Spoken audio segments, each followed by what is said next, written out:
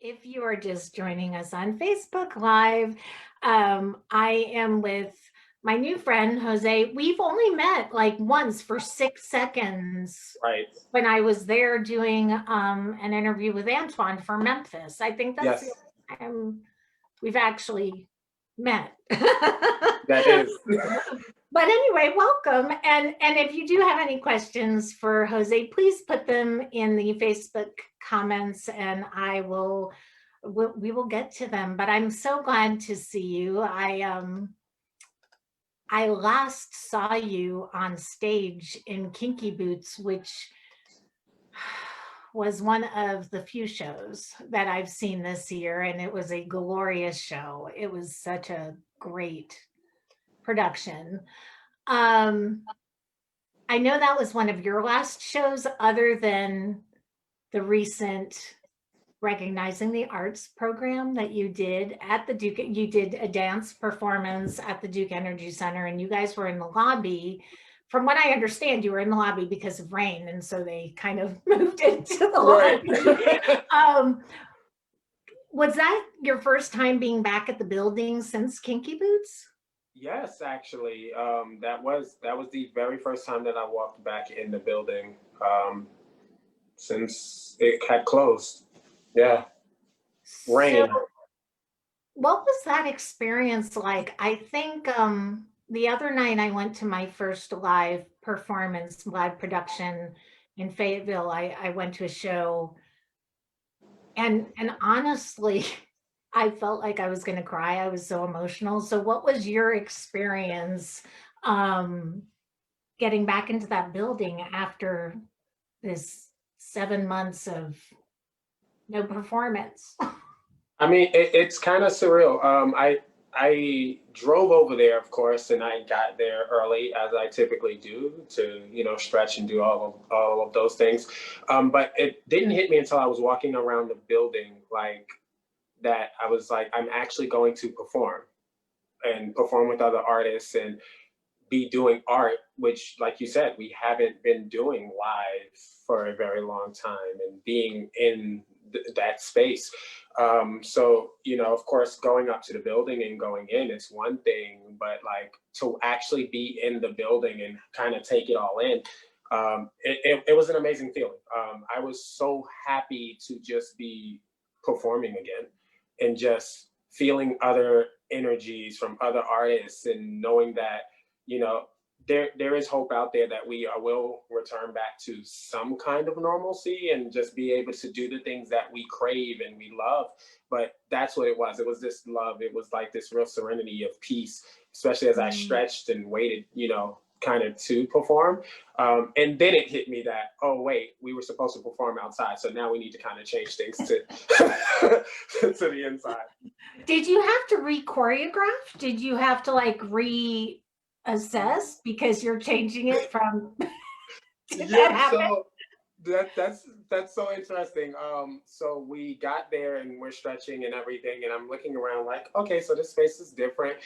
And Eric, in all of his wonderful glory, he's like, great, we're gonna make a few changes because I want to use this stairwell. And I'm like, oh, we haven't choreographed anything up the stairs. So actually, what a lot of the footage that is seen is actually me doing it on the spot and changing the choreography on the spot that day within like the 15 seconds of him telling me that, and before us filming, it was like quick choreography changes in my mind, just taking into account the steps. Wow.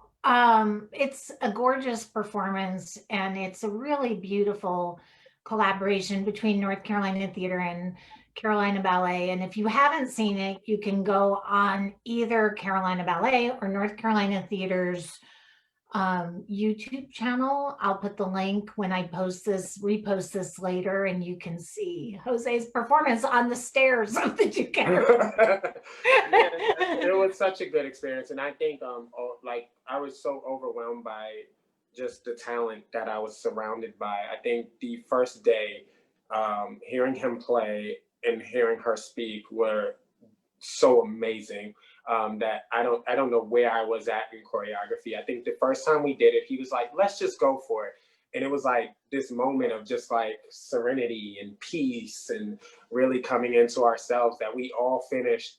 And it was a great take. And we all go, oh, wow, that felt normal.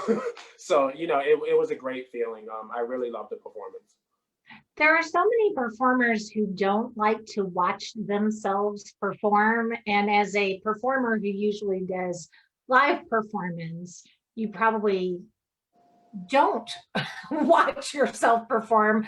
But when you see a video of yourself performing, do you like to watch it, or are you hypercritical? I am hypercritical. I rarely watch myself. So my mom was probably shocked that I even posted the video on my own page, because she was like, well, did you watch it or did you post it? And I definitely watched it.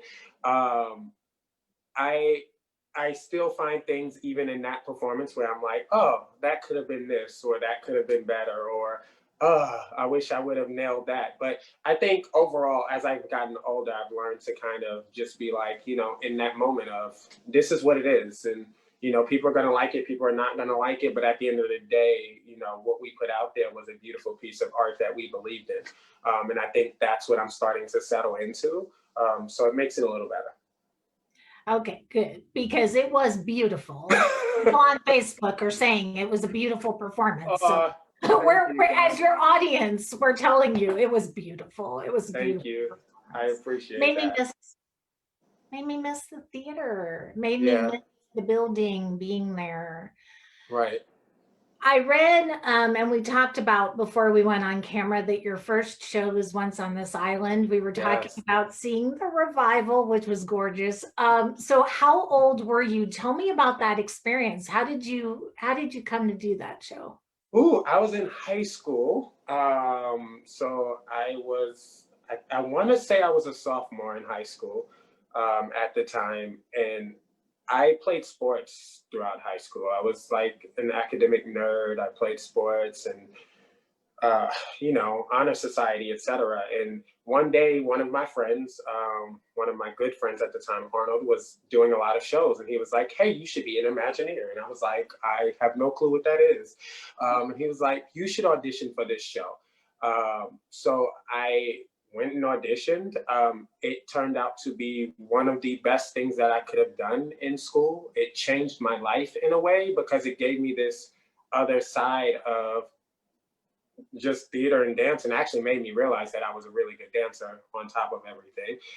But it was a moment of like, is this something that I could possibly see myself doing on the side and really enjoying? Because at the time, I was one of those kids, jack of all trades, where I just liked doing things and like doing something new. So Once on This Island, I think as I started to learn the story and started to see it for what it actually was, it became a beautiful moment in my life. So, I mean, I don't even know how else to describe it. It was just a happy moment. So to see it revived made it even better. As I told you, you know, I saw it 6 times. So it's one of my Had favorite I shows. been in New York longer, I probably would have seen it 6 times too, because it was an extraordinary production. That revival, they deserved all of the recognition, the awards that they got. Um, so had you danced prior to being in that show in high school, or was that like your first time on stage dancing? That was my first time on a stage dancing. I want to say that around that same time was when I started dancing. I started late, so I didn't have the experience of being like 4 or 5 when I started dancing. I actually started dancing because of my mom, Sylvia Riley. I went to a church, and in my church, there was this older group, Praise in Motion, that would dance. And I felt so compelled that I went to a rehearsal one night, and they were like, yes, you should dance. You have a natural movement about you. And that's where my kind of love grew until we started New Praise with the younger kids. And then that's when I started choreographing. So it was around that same time that those two worlds started to collide. And I was like, oh, I think I like this. So then my mom, being the person that she is, she put us into Ballet Atlantic Academy. And that's when the formal training started and, you know, started doing nutcrackers and things of that nature. But it all happened around that same time period. How, you know, I always say never played competitive sports, but I really believe that artists are like athletes. I think it's the same discipline, it's the same rigorous type of training, especially dancers. So, can you talk a little bit about playing sports and what you learned playing sports that helped you once you started professionally training and once you started taking dance classes and getting on stage? It's funny that you say that. So this is why I pretty much equate anytime I talk to anybody in sports that I'm like, boys should dance.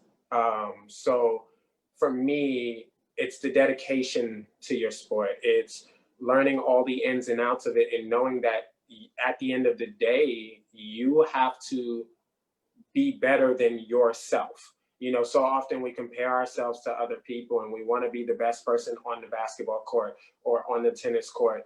And it was one of those things where I had to slow down and be like, Jose, be better than you were yesterday.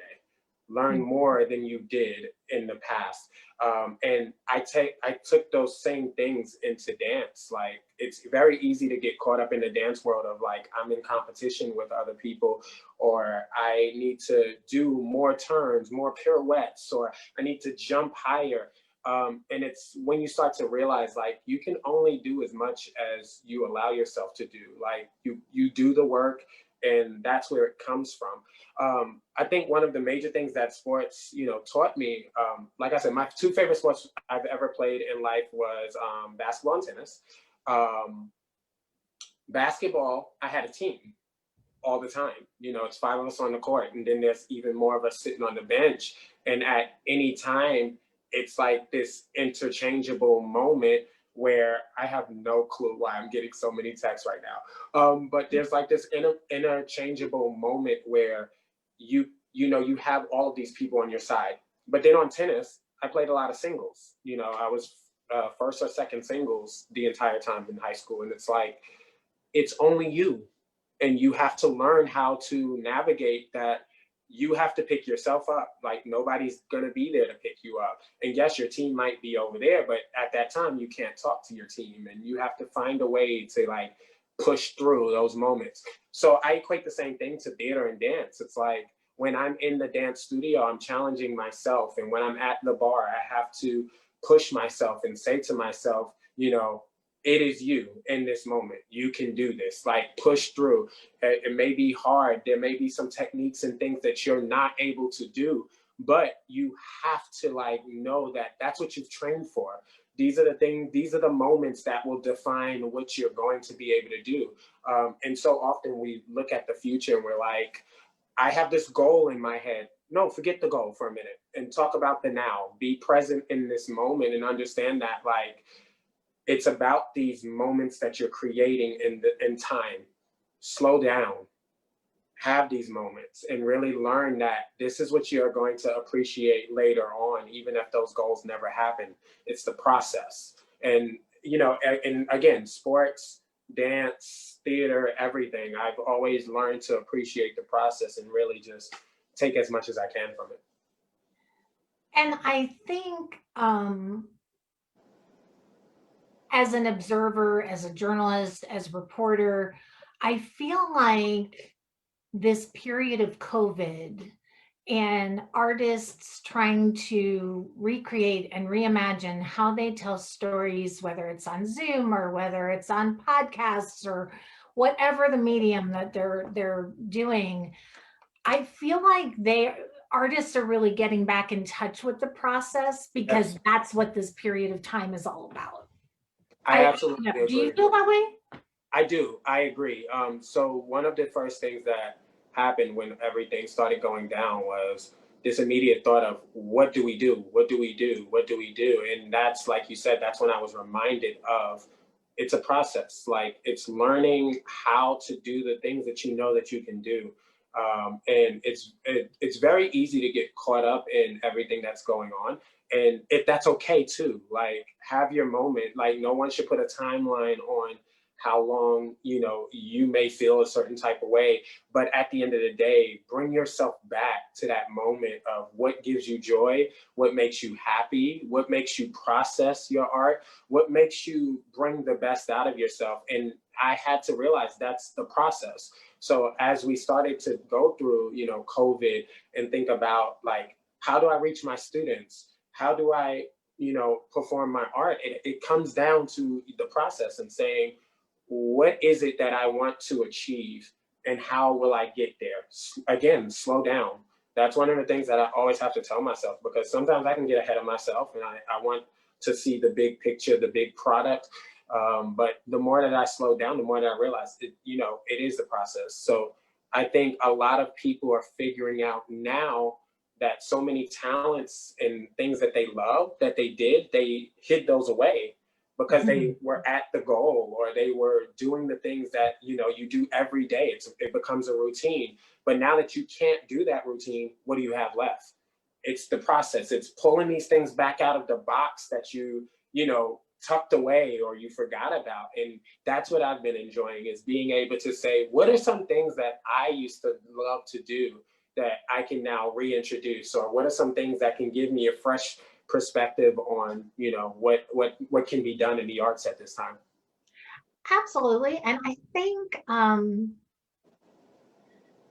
there's what at the beginning of COVID, I did a lot of interviews with artists, and some of them compared this period of time to a grieving process. I know, you know, yesterday was Mental Health Awareness Day, which I'm very in tune to. I suffer from tremendous anxiety. But I think about when I was thinking about this interview, I mean, here you are, you do Kinky Boots. This is such a high. The show closes, which is already kind of sad. Anytime a Right. show closes, you have a little bit of a slump. And then COVID shuts everything down. So, can you talk a little bit about kind of the grieving process and how that's ebbed? And I mean, I don't know, I'm calling it a grieving process because that's how I was feeling about the arts, but how maybe that's ebbed and flowed and where you are now in your creative process. Yeah, so it's like you said, coming off of Kinky Boots, definite high. Loved the cast, loved everything about it. It was a dream show for me. So to be able to do it was like the best. I cannot talk enough about that experience, as well as my angels, who I would not have gotten through the show without. Every single last one of them taught me something different. And, you know, again, it's just what the show is about, being you and, you know, learning yourself and being happy with that. And it was, like I said, it was an experience. So coming off of that, you know, we had plans for the conservatory and for NCT and what show will I do next and what project would I do next. And then to find out that everything shut down, it was a tough time. I think what made it hit the hardest was that at the same time that COVID kind of came around, I experienced so many deaths in my family, like back to back. So within like a week of time, I had 3 deaths in my family. So I think it hit a little different for me because I wasn't processing just COVID. I was processing like a lot of things that were going on at once. I think more so than anything, where I am so thankful is that I have friends who were there. I am a huge gamer. I love video games. I literally play PS4 all the time. I love anime and all of these things. And honestly, it was those nightly conversations on my PS4 with my friends Jay, Chris, Ronald, Mabel, and them who helped keep me in some kind of frame of mind and to be like, hey, process it, you know, do the things that you need to do, take care of yourself before anything. But what I don't think they realize is, you know, just knowing that I can hop on the game, and whether we sat there in silence or whether we just laughed about things going on, it was okay. And I think one of the major plot points that really turned me around was my friend Peyton. So me and Peyton met during Mary Poppins, first show I did at NCT. We both then ended up coming back for Spamalot. We did Spamalot. He is one of my best friends in the world. I love him, Billy, and their dog Kino, who I miss dearly. But Peyton is the nicest person I know in the world, but he is also the person that will always listen to anything I have to say, no matter I'm happy, angry, sad, whatever the case may be. And I don't think he realized that, like when he would send me puppy pictures or when he would reach out to me, I was like, those were moments when I was actually devastated and needed a pick me up. And I have no clue why God would tell him to reach out or, to be there. But those were the moments that really, pushed me through. So it was a process. I think the moment that I came out of it was once we found a routine during COVID with my students. My students in all aspects of my life of teaching have always been a good turning point. No matter how my day is going, as soon as I'm locked in with my students, I feel instantly better. And I'm instantly in a world of like arts and let's do this and the aha moments. And I think that's what started to turn me over there. As far as how I'm feeling now, I mean, I'm hopeful. Again, being able to do recognizing the arts makes me feel like we can find something in this moment to keep propelling us forward and knowing that we'll be back.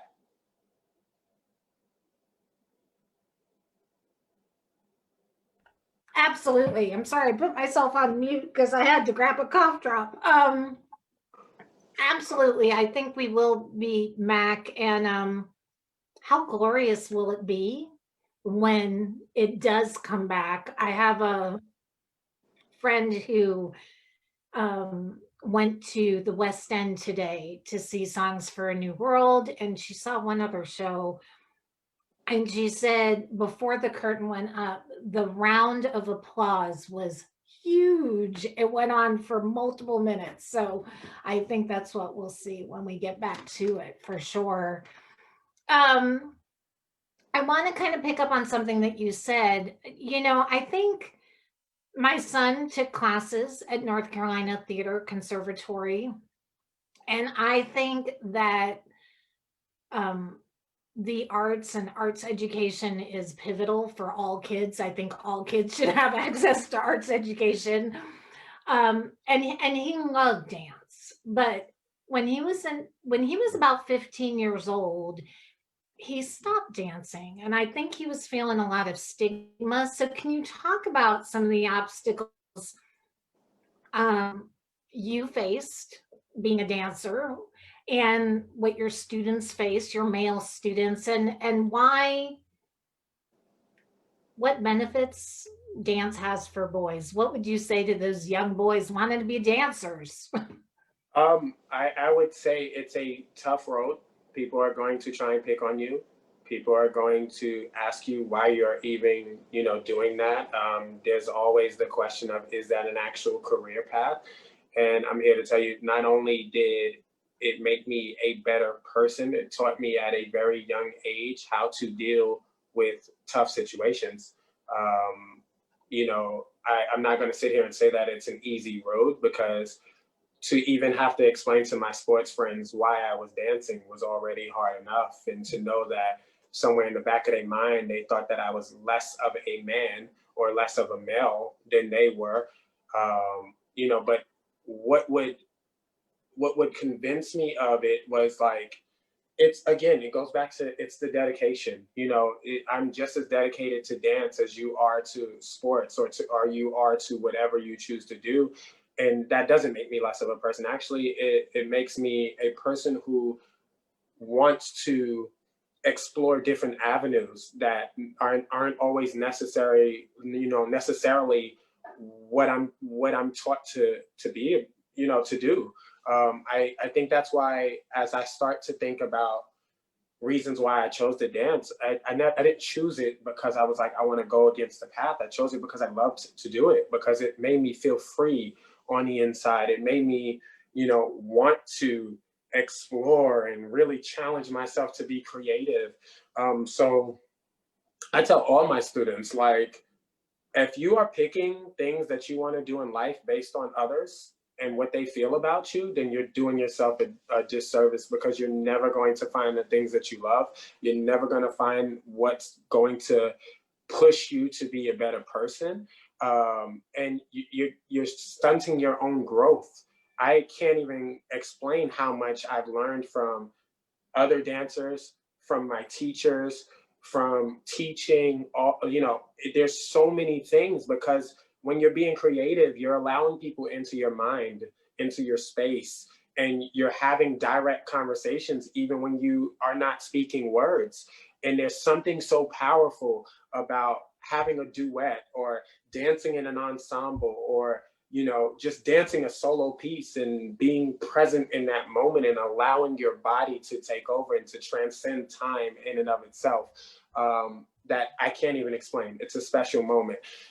So especially when you start to think about, it made me jump higher. It made me faster. Like, I don't think people understand. It's physical. So, whether you think so or not, I probably train 10 times harder. I mean, one of the major things that people always say is, look at your body. It's so, in shape. Do you work out? No, I dance. I am a man who dances, and my body is in good shape because I have to take care of my body. It's a temple. It's what makes me be able to do everything. So, I think the same way that someone plays a sport, this, like you said, it is a sport. I'm literally bringing my body to the brink. Not to mention, there's not many sports athletes in this world who can do a 15-minute dance piece and still breathe afterwards. It's a different thing when you can get a timeout. I don't get a timeout when I'm on the stage. I don't get a timeout when I'm in the middle of a dance routine to, go take a break. Those breaks come very few and often in between, as you know. But it's just, I would say, explore who you want to be. It's about finding yourself. That's the bottom line. I don't know where I would be if it weren't for dance. And I didn't go to school for dance. Like, I didn't go to school for dance. I didn't go to school for arts, but it has always found a way back to me. So going back to what you said about losing, that moment, I lost those moments several times. I've just been lucky enough to be around driven women who have pushed me in the right direction, and not saying, Jose, you need to dance, but by being at the right place in the right time. I somewhere between college and moving past there, I didn't want to dance anymore, and I went and started teaching at a public school, and was found by Gina Hawkins because I choreographed a talent show with some kids. They loved it. She was like, you should be teaching dance. I then ended up moving to the Pointe Studio of Dance with Gina Tate. She's my sister. I took so much from her as far as like her dedication, her business sense, her love for her students. And that's what renewed me in that moment. And then even as that started to wane, I found Rosalind Fulton at Community Theatre of Greensboro, who, took me in, and she taught me, like, be yourself.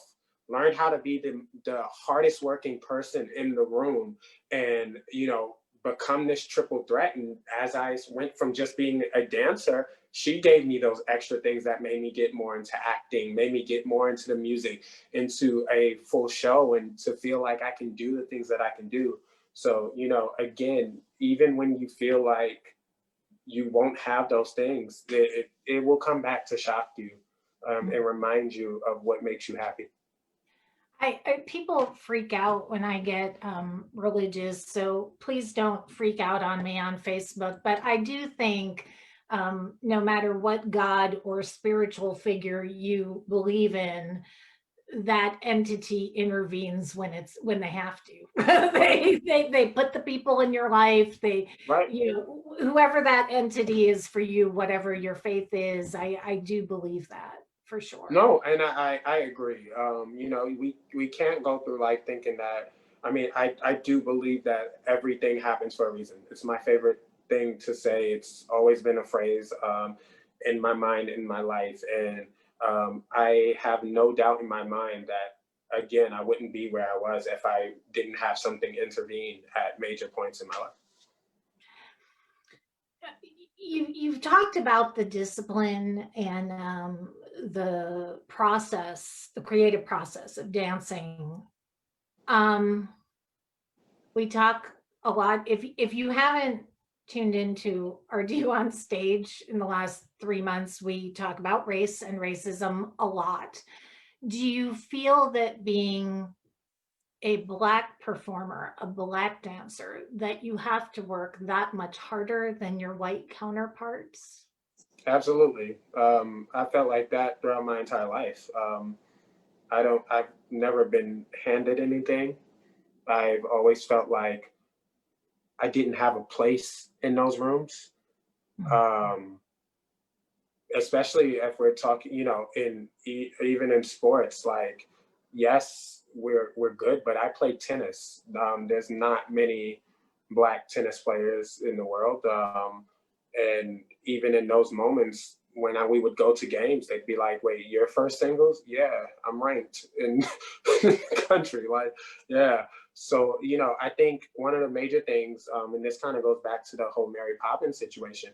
I almost didn't audition because I was like, Mary Poppins, I'm not going to get hired to do Mary Poppins. And it's like, why is that a thought? Why should that ever be a thought? Like, most of the shows that I've done, Mary Poppins, Spamalot, these are shows that I'm like, I wouldn't be cast if I was going into an audition room. And especially in my mind, I just, I can say I'm very grateful for people like Eric Woodall, and, Carol Lee, at NCT, who saw something in me that they said, no, you need to be included in this narrative. You need to be telling this story. And we need more of it. I can't speak any more loudly to the fact of, like, there are so many stories that are not being told. And there are so many sides to stories that are not being told because we won't take the risk to go out there and cast unlike other people. But when you do, it's such a glorious moment, and it's such a different tale. It's like two sides of a coin. You have so many options, and it's so crazy to me because when you think about how many talented people there are in this world, why is it that I'm looking at the same people on a stage and not being able to say that's someone who looks like me? So I think, it's such an important thing that we're going through right now. It's such an important time, and I'm very grateful that, I'm in an organization that has taken a stance, because that was a very important thing to me. I remember having a conversation with my mom and saying, if what would happen if NCT doesn't take a stance in this? I can't work for an organization who doesn't believe in me. So, to see them take a stance and see other people, doing doing this and taking ownership and saying, we have been part of that problem. I think it's an amazing thing. And I think what we're going to see is a change in how those stories are told, a change in how powerful it can be when you see it from a different viewpoint. It's so good to be a part of this process, especially now that I've, been at NCT over a year. I have seen so much growth in just people of color coming to NCTC, and it makes me so happy because somebody was able to reach them and say, no, this is a place for you. This is not just separated based on what money you have or any of that. Yeah, if you are talented, if you want to learn, then come be in that room. And now that we're starting to get some representation in those rooms, we need to keep pushing forward, because I'm not going to be happy until we have changed what is there. There shouldn't just be a norm. Like, I shouldn't have to sit around and wait for you to say, is there someone out there who can be? There are several people out there who can be in that room and who can create and who can probably take you to the next level if you take the chance. So that's, I'm just hopeful. There's a lot to be done, but I am hopeful. I am too, and I will shout out to NCT for a second, and I should say, you and I are talking. I'm just chatting with Jose. You are not, I mean, you're a teaching artist and you're over there at NC Theatre Conservatory, but it's really I really wanted to bring you on to talk to me as an artist and as a dancer because truly one of my favorite performances was Kinky Boots. I told you, I didn't even realize it was you as Neleus, but I so remember that Mary Poppins production. And I think NC Theatre just, with the kinds of stories they're putting on stage, the types of casting they're doing, um, they've been walking the walk a long time, not Right, just starting 3 months ago, but right. it's really beautiful what they do. So when we get back to theater, please support NC Theatre because they do great shows and lots of representation on stage. Yes. I think, and it's funny that you bring up the Neleus thing. That is the moment where I said, the narrative can change. Um, Neleus, who in every Mary Poppins has done ballet and has done contemporary and all of these things, for Ryan Kasperzak and Eric Woodall to sit in a room. And I remember it like it was yesterday. I go in to sing, I sing, and Ryan asked, he said, if I had the piano player just play some music right now, would you just freestyle dance for me? And I did. And it was, of course, hip hop and just, my movement. And to know that I was cast on my ability to do what I did in the room and that they changed the part for me means that we are way more powerful than we will ever know. But it's taking the opportunity to just be you and to just know that you are enough. And it changed my life. Neleus will forever be one of my favorite roles that I've ever played. It's just a wonderful feeling to know that, again, having the belief in yourself is where it starts. Because if I didn't get up that morning and say, I can be in this show, then, nothing would have changed and I would have missed a big opportunity. I agree. I agree. And I just I love that performance so much, and I love that show. I really love Mary Poppins as well. One of the first shows that I took my daughter to see that we just could really connect on. Um, Talk about what teaching art in a time of COVID. What does that look like? How do you pivot to online? How do you teach online dance? It's I'm not gonna lie, it's tough. It goes back to what you said about like reaching into that box, figuring out what the process looks like. Virtual classes are hard, especially as a teacher. You have to find an energy that you don't normally, have to reach. When you're in a class with people, you are working off of each other's energy. You don't have to push so hard. But for some reason, with this screen in front of me, I feel like I have to throw even more energy. So there's times when I get off of like teaching 3 hours straight and I'm exhausted, not because of, I'm not in shape or anything. I just feel like you have to push so much to keep your students engaged.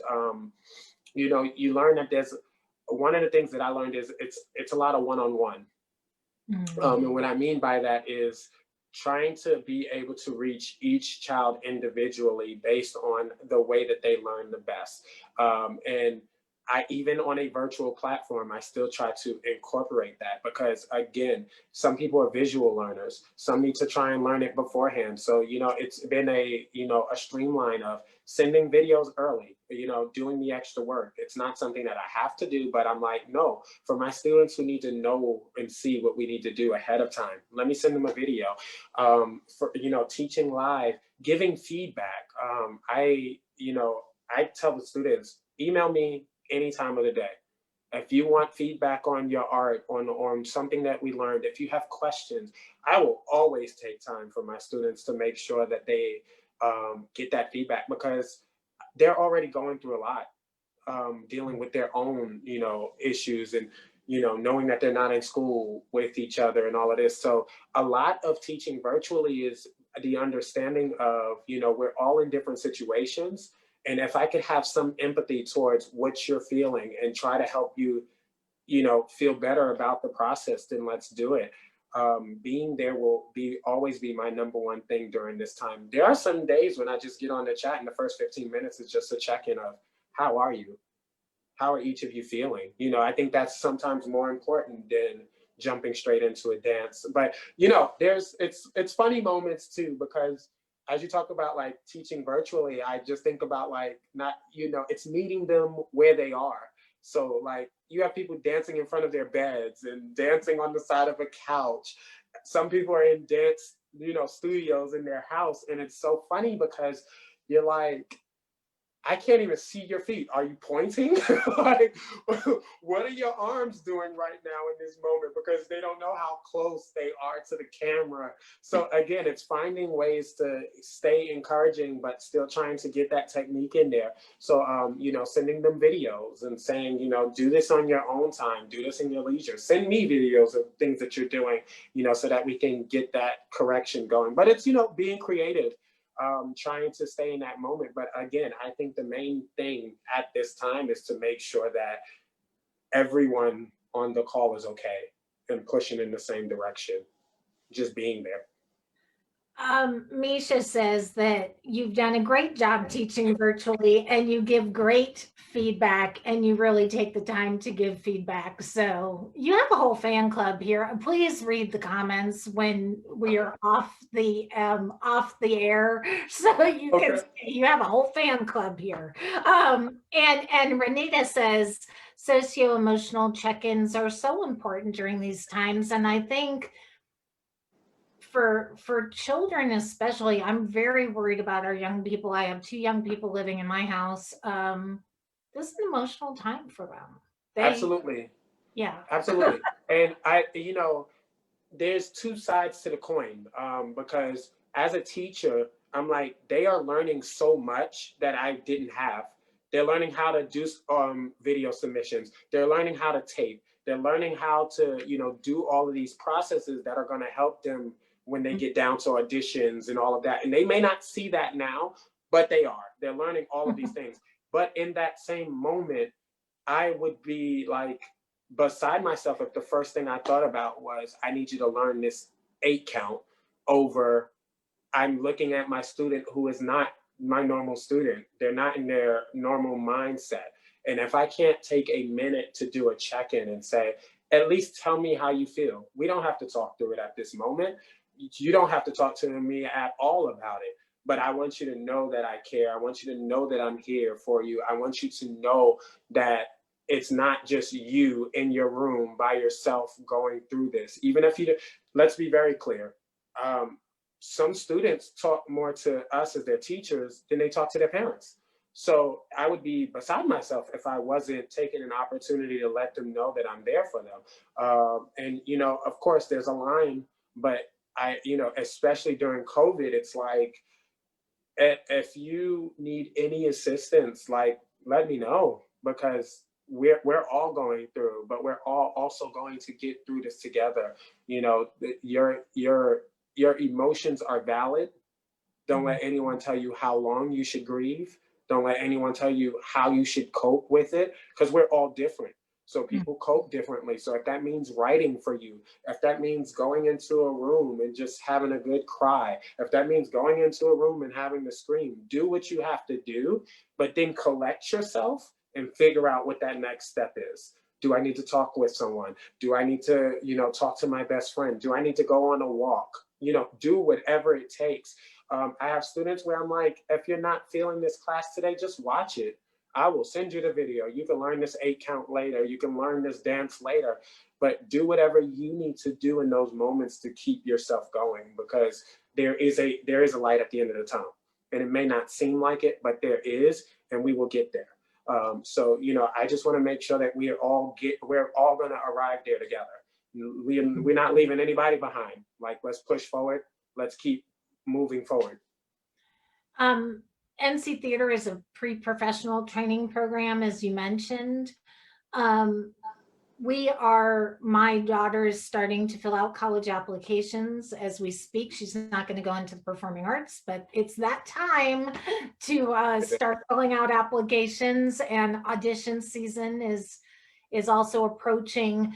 So Amidst all of the restrictions of COVID that we're seeing, what advice do you have for seniors who are applying to BFA programs, and what questions should they be asking of the schools that they're applying to? So one of the first things I start with all seniors is do your research. Figure out what colleges, what universities, what conservatory, where are you going? What do you want to go for? And figure out which ones suit exactly all of my needs. Like what checks the boxes? What do I want to do? So many students come up to me and they're like, I want to go for performing arts. And I'm like, well, okay, what do you want to do? And they're like, I don't know. Great, we can have this conversation so you have more of an idea of what you want to do. Especially as we start to figure out what those things that we want to do and where we want to apply. I tell them, put in the work early. Get with your teachers. Figure out, how do I write, my essays? How do I tape for this program? How do I tape for voice? Get your recommendations in order. Pick the people who are going to do your recommendations based on those teachers who have had a profound outlook on you and who have helped you get to a new level. Because those are typically the people that are going to write you the recommendations that are going to lead you to where you want to go. Beyond just doing the research, it's like still putting the work. Even in this COVID world, you can still reach out to universities and the teachers that you plan to see if they can set up tours, see if they can do something within the guidelines that can get you to look at the school, to get you to look at the program, see if you can attend an online class. This is actually a wonderful opportunity because they're doing things through Zoom and all of that. You may be able to set up a time where you can get on a Zoom call and just take class for that day. So, think outside of the box and put in that extra work to get yourself out there. But then, ask for help. I think that's my biggest pet peeve is like, I can't come to each of my seniors and say, what do you want to do? I can't hold your hand. So do the work to say, I am going to be proactive in asking my teachers, asking my parents, doing all of this up front so that I don't have to do it late. I will not do anything late for students. I love you dearly. I am one of those sticklers for like, get it to me early. Don't tell me that I have a day or two to do your recommendation letter. That will never be a thing, because I strongly believe in getting them prepped for what they're going to walk into. So, I'm hard on my students. I will always be hard on my students. There's not a time in which I won't be, because I feel like when you walk into the world, I want you to be prepared and know that everything that I've been helping and leading you to is, the same thing that they're going to expect from you out there. So yeah, just be prepared, figure out what your goals are, figure out what suits you. Do you actually want to go to school for this, or is it something that you can do in your spare time? Can you go to a school that's near a regional theater, and still be able to get the talent? Because like I said, I didn't go to school for the arts. I went to school for applied math and finance. So, it wasn't like this was a option. But what I did realize was, NCT was an hour away. This what you have options out there, but again, it's speaking through those moments to figure that out. So yeah, just like planning. Yes, planning. And do you think it's important for kids to have a backup plan when they're looking at programs? Or I think everyone should have a backup plan in all aspects. I am one of those people where I'm like option 1, 2, 3, just because anything can happen. It's like you are applying to your dream school, and I get that, but it's like have a dream school and then have 2 schools where you're like they're almost as equal to the dream school, because what you don't want to do is put all your eggs in one basket and not get that dream school, and then now it's like, what do I do? And I've seen it happen. I've had a student who I think is one of the most talented people on this earth. And I watched as she didn't get into the program that she wanted. And I was like, it's now a race to figure out where do I go, when I'm like, you could have gone pretty much anywhere. that you would have wanted to go other than that one school. So yeah, don't let it, come down to a moment where you're like, I don't have a backup plan. I don't know what else to do besides the one thing that I want to do. Mhm. I think so, yes. And I think sometimes it's a gift that you didn't get into your first It choice, because is. whatever that second, third, or fourth choice is, it's a better fit for you, even though you didn't know that. I Right. also think um college and these programs are the great equalizer, because where you may have been the most talented or the best dancer or the best actor or the best whatever at your high school or in your conservatory program, when you get there, everybody's been the best. Absolutely. So Absolutely. it's a whole different playing field, and I think that's surprising for a lot of kids. Right. And also it's just about you sometimes. Like we see these moments where we're like, I want to go to the top ranked school. I want to go to the top, but that doesn't necessarily mean that that top ranked school fits you. Like, you also have to think even outside of the lines of like, um, what you plan to do in musical theater or whatever you're going for, because you still got to do the academics, you still got to do the other programs. So when it comes down to it, it's like, well, when you go to that big name school, do you have to take all of these classes that you said you don't like taking? Because are you thinking about those things as you're making these decisions? So it's about picking the school that is perfect for you and is setting you up to succeed. What is going to get you the best 4 years of your life? And I do agree with you that sometimes it is a blessing in disguise when you do not make it into the school that you wanted to go to. I went to my dream school. My dream school was St. John's University. I transferred from St. John's after a year. It was not the school that I needed to be at. Then I found my way to North Carolina, A&T, Aggie Pride. And it was one of those moments when it was like, I actually should have come here from the beginning. I had a great experience there. And, being at a HBCU was not something that I ever pictured myself doing. Um, but it turned out to be the best decision that I probably ever made. So we have a question from Jennifer on Facebook. Any dream roles? Hamilton right now would be the dream. And it's so funny because typically I like the ensemble. There's something so great about being able to play so many roles and have so many costumes and everything. So being an ensemble member in Hamilton would be like dream. But if I could either Lafayette or Lawrence, like either role, like would love it. It's something so powerful about Hamilton that resonates deeply in me. And then because it was the first show that I've ever seen on Broadway, Aida holds a special near and dear spot to my heart. And knowing that it's being revived, I'm like, cast me. But no, it's like, I love Aida. I love it. I love it. I love it. There is nothing like it. Heather Headley does it for me. She, like, all bows Oh, to her. you and Tim Locklear. Oh my gosh! Don't even get us started on Heather Headley. I'm gonna Oh, have like a Heather Headley trivia night. I'm gonna pit you against Tim Locklear, and it'll be like a battle of.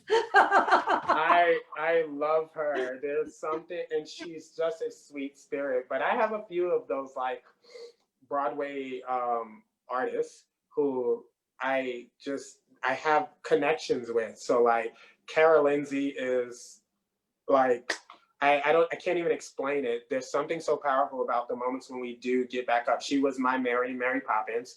And even when I went back to New York, I would see her, and she has like the most loving spirit. One of the people who have resonated so largely with me now is Zach Atkins, who came down and did West Side Story. And what's so funny is I wasn't in West Side, but there was something so like poignant about that friendship that I just like, I watch his Twitter and he posts music in the morning and it's like uplifting to the soul. And I think it's those moments where you're like, you start to build these cherished moments among artists. That's what Heather did for me. There's something so beautiful about her performance and everything, just about her soul, her spirit. You can just tell she loves what she does, but she tells this story. And I think that's part of, you know, that whole. Zach Adkins' voice when he played Tony in the production of West Side Story at North Carolina Theater last year, for me, that was one of the best shows last. I thought it was extraordinary. I loved that production so much. And his voice when he sang, I said to Eric, who sings like that? It sounds like a soundtrack, but it's not. He's right there. It just his voice. It's so funny because I, for the longest, because I've seen a lot of NCT shows, he to me has been the best voice we've had. There's something about his voice that is amazing. I think the only other person, and I can't include him into this category because the show didn't happen, but Antoine Smith's voice is butter. It is butter. He is one of my favorite singers on this planet right now. And I wish that we could have had Memphis on the stage because we were in for a special treat with that entire cast. It was a special cast. They were amazing. And again, a show that I wasn't in that resonates so loudly, but Antoine Smith's voice is also one of those where I'm like, just makes you like stop in a moment. You know what I mean? And it was just announced that MJ the musical will open in 2021. Antoine is going to be in that. Zach Adkins is in Diana. That's going to be filmed for kind of like Hamilton was filmed. So if you didn't get to see him sing, I know. Story, you can see him in Diana coming soon to a screen near you. But he was great. He was extraordinary. Any dream shows to choreograph? It's funny. I think more so than anything, I like changing choreography narratives. So for me, I would love to choreograph Hamilton somewhere. Even though I love the original, I would love to re-choreograph it. Aida, which I was choreographing for Heritage, was going to be the first time that I choreographed that, which is a dream choreography show. I would love to choreograph the prom. Like the prom, like I would love to choreograph that. And then In the Heights. I love In the Heights. I love In the Heights. I love In the Heights. I love In the Heights too. I love the NCT production of that. And we talked about before we went on air, before we went live, The Prom is one of my new favorite shows. It's such a fantastic show. I hope they don't ruin the movie because I'm really attached to the show. That's all I can say about that. But I am very excited to hear, and I love the entire show, love the entire soundtrack. But something about Ariana DeBose singing Alyssa Green, I cannot wait. Like, I cannot wait. It's one of my favorite songs of the show, and I'm like, she will do it justice. She will do it justice. But yeah, I agree with you. I hope they don't ruin it because that Broadway cast was perfect. It was perfect. And if you haven't listened to the soundtrack of The Prom, Say and I were talking about whenever I'm having a bad day, I listen to that soundtrack. And I just, originally Broadway cast album. And I do love that album very much. We talked about for a minute before we went live, the choreography, Casey Nicola's choreography in The Prom was the only way I can describe it is on steroids. It was like choreography dance on steroids. And one thing I thought about when I saw it is how much choreography has evolved in shows from traditional musicals. You know, I think of kind of the first musicals I saw and what that choreography looked like, up to The Prom and Jagged Little Pill, where choreography is just otherworldly. So how have you seen choreography evolve on stage? I think it goes in line with what you just said. There's been a major change since we've started seeing some of these new shows like The Prom, Mean Girls, and Jagged Little Pill, which is amazing to me. And I still haven't even seen it. But like we're starting to see where they are very conscious of this new age of experimenting and putting new choreography in there, and that's what I love and do. Especially as I think about it, Brian Phoebus, who is at Heritage, my dear friend, I think one of the things that I loved about working with him is he allowed me to experiment. He allowed me to take a step back and say, I know exactly what the original looks like, but this is the way in which I'm going to build it. It will still tell a story and be in line with what it is, but let's take some risks. Let's add some new flavor. Let's, throw in some hip hop. Let's throw in some new things that people wouldn't normally expect, but let's see where that takes them. How does it shift the story? And I think that's what we're starting to see. I mean, like you said, The Prom in and of itself, watching it, I was just so caught off guard by everything that I saw in the choreography, because I was like, I didn't expect this. But again, it's so powerful, and it changes almost the story. It makes it more relatable to me, where I'm like, this is actually what I expect out of these high school students, etc. So I think it's choreography is changing in a light in which you have to be ready for anything, and that's something that I instill in my students. Like, well, you're not living in the world anymore where you just walk in and do a jazz combo or a ballet combo. Now you got to do jazz, ballet, hip hop, tap, African, etc., etc. And that's where it should be. We should be challenging ourselves to tell these like newer stories, challenging ourselves to have new choreography. And I think that's, again, goes back to what I like about some of the newer regional shows and things of that nature. We're starting to see this change in choreography. And it's not to say that there's anything wrong with the older style shows. It's just to say there's something so great about seeing it done in a new way. I think so too. One of the most extraordinary shows I've seen recently, and when I say recently, my last trip to New York was almost a year ago, last November, and Kim and I saw The Wrong Man. Okay. And both of us walked away from that show. The choreography was so stunning in that show. And it was done in such a way to really move the story along and express Right. the emotion of the story Right. in a way that I had not really seen on stage before. It was an off Broadway show. I really hope it does go to Broadway someday because it was so good. But Was that the one choreographed by Travis Wall? I, um, I don't know why I that, because no, I don't feel like that is the one choreographed.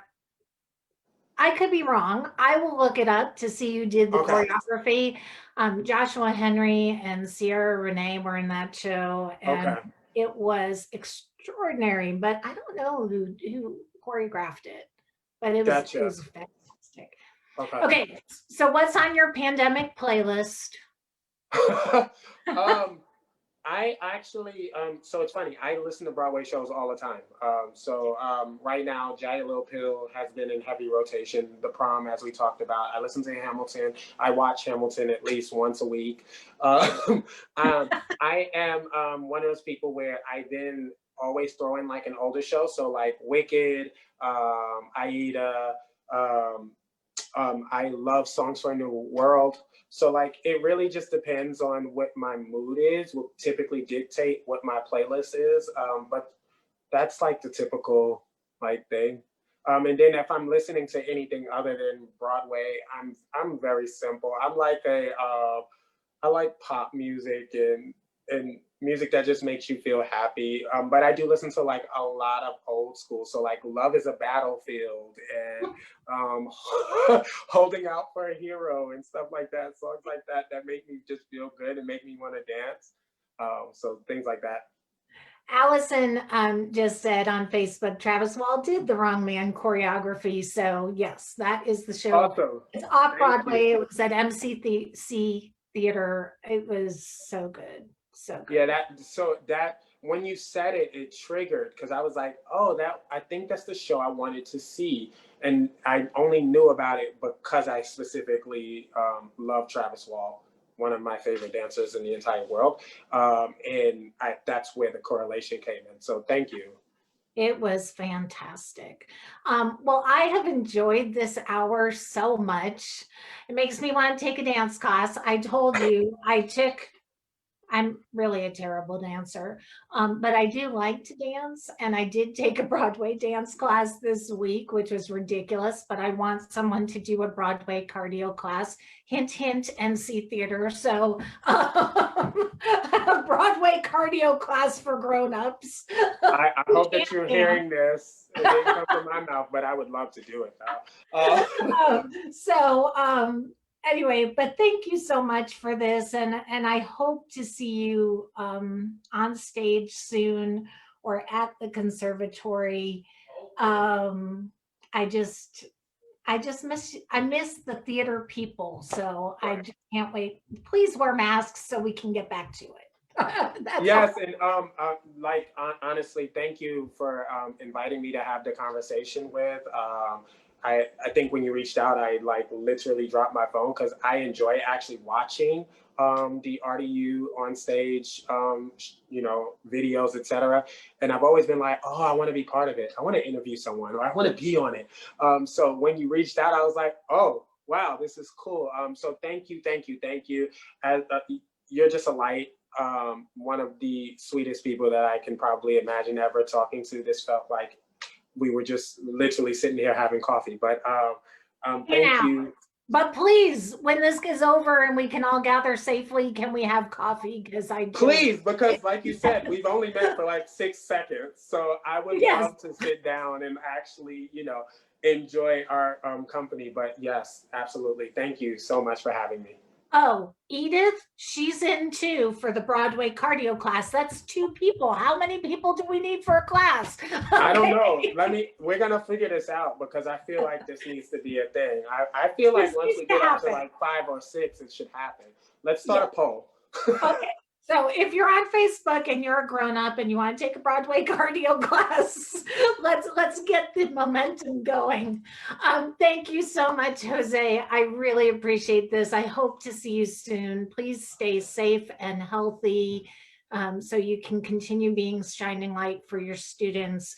Their parents are on here now and you've touched so many lives. So please go back and read the comments.